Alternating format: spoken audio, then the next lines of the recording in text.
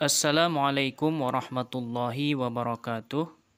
Alhamdulillah kita bisa melanjutkan kembali membaca kitab Fathul Qarib. Masih dalam pembahasan rukun-rukun salat dan sekarang memasuki rukun salat yang ke-11. A'udzubillahi minasyaitonirrajim. Bismillahirrahmanirrahim. Qala al-musannifu wal muallifu rahimahullahu ta'ala. Nafa'anallahu bibarakatihi wa bibarakati ulumihi. Amin ya rabbal alamin. Subhanaka la ilma lana illa ma 'allamtana innaka antal alimul hakim. Wa la haula wa la quwwata illa billahil aliyyil azim. Wal hadi asyara al-julusu bainas sajadataini fi kulli rak'atin. Sawa'un shalla qa'iman aw qa'idan aw muttaji'an. Wa aqalluhu sukunan ba'da harakati a'dha'ihi wa akmaluhu az-ziyadatu 'ala zalika bid-du'a'il waridi fihi falau lam yajlis bainas sajdataini bal sara ilal julusi aqrabu lam yasihha. Wal hadi asyara, dan bermula yang ke-11, urutan yang ke-11 daripada rukun-rukun salat. Al-julusu bainas sajadataini, yaitu duduk di antara dua sujud. Di mana duduk di antara dua sujud? Fi kulli raka'atin, di dalam setiap satu rakaat. Jadi di dalam setiap satu rakaat daripada rakaat salat, di situ ada duduk di antara dua sujud. Sawa'un shalla qa'iman aw qa'idan aw muttaji'an. Bersamaan salat seseorang hal keadaan berdiri ataupun dalam keadaan duduk ataupun dalam keadaan berbaring. Jadi bagaimanapun cara seseorang itu melaksanakan salat, tetap ada yang namanya rukun duduk di antara dua sujud. Apakah dia salat dalam keadaan berdiri, salat dalam keadaan duduk maupun salat dalam keadaan berbaring. Bagaimana paling minimalnya sujud, paling minimalnya duduk di antara dua sujud? Maka musannif melanjutkan wa aqalluhu sukunan ba'da harakati a'dha'ih, dan bermula sekurang-kurangnya atau minimalnya duduk di antara dua sujud itu tetap sejenak setelah bergerak anggota orang tersebut atau si musalli. Setelah tadi bergerak anggota, maka dia duduk dengan cara menetap sebentar saja.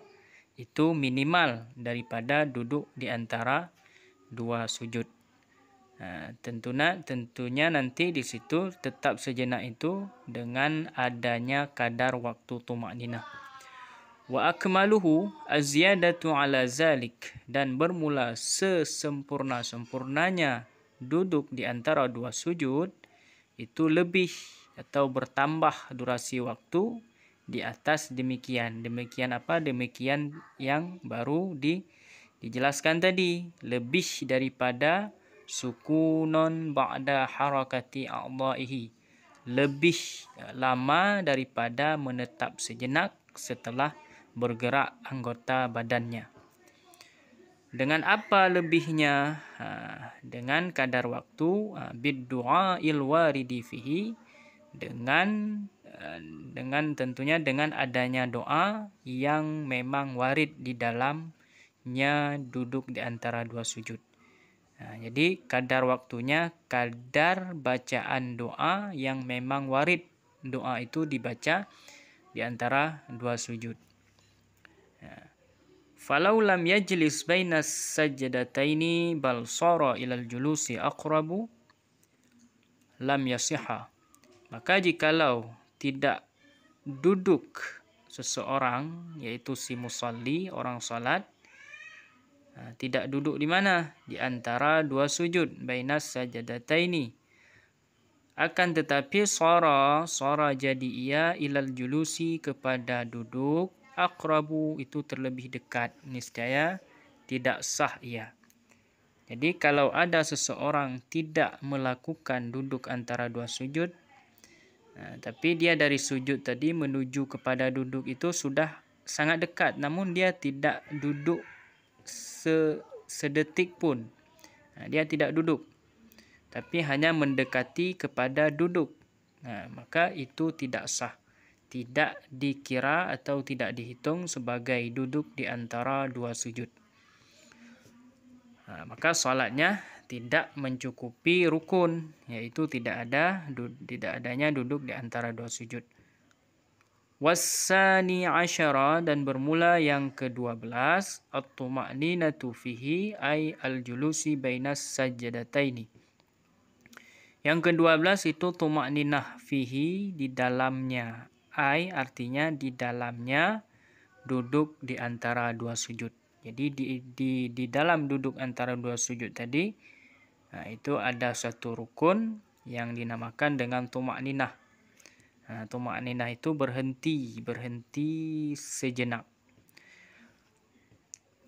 Wassalisa asyara al-julusul akhiru ay allazi yaqubuhu salamu. Dan bermula yang ke-13 itu duduk akhir. Duduk tahiyat akhir. Artinya duduk allazi yang mengiringi duduk tersebut oleh salam. Duduk yang setelah duduk itu diiringi oleh salam. Itu namanya duduk akhir. Duduk pada rakaat yang paling akhir. Warabi'a asyara, dan bermula yang ke-14, at-tasyahudu fihi ay fil julusil akhiri. Dan bermula yang ke-14 itu tasyahud di dalamnya. Artinya di dalamnya duduk akhir. Jadi duduk akhir tadi adalah rukun yang ke-13. Kemudian adapun bacaan tasyahud yang ada dalam duduk akhir itu merupakan rukun solat yang ke-14. Jadi mesti ada tasyahud. Wa aqallu tasyahudi, dan bermula sekurang-kurang tasyahud. Tasyahud yang paling pendek atau yang paling minimal dan memadai. Itu bagaimana lafaznya? Lafaznya adalah at-tahiyyatu lillah, salamun alaika ayyuhan nabiyyu wa rahmatullahi wa barakatuh. Salamun alaina wa ala ibadillahis salihin. Ashhadu an la ilaha illallah wa ashhadu anna Muhammadar Rasulullah. Itu adalah lafaz tasyahud yang paling pendek atau paling kurang. Wa akmalu tasyahudi, dan bermula sesempurna-sempurnanya tasyahud. Bagaimana lafaznya? At-tahiyyatul mubarakatus salawatut tayyibatu lillahi. Assalamu alayka ayyuhan nabiyyu wa rahmatullahi wa barakatuh. Assalamu alayna wa ala ibadillahis salihin. Ashhadu an la ilaha illallah wa ashhadu anna Muhammadan Rasulullah. Ini merupakan lafaz tasyahud yang paling sempurna. Wal khamisa asyara, dan bermula yang ke-15, as-salatu ala nabi sallallahu alaihi wasallam fihi ay fil julusil akhiri ba'dal firaghi minat tasyahudi. Dan bermula yang ke-15 itu salawat kepada Nabi sallallahu alaihi wasallam fihi ay fil julusil akhiri.